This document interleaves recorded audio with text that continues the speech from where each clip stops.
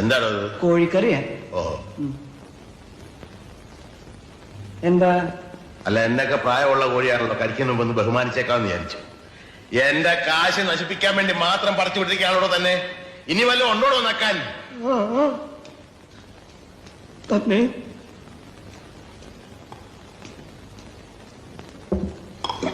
മീൻകറിയാ.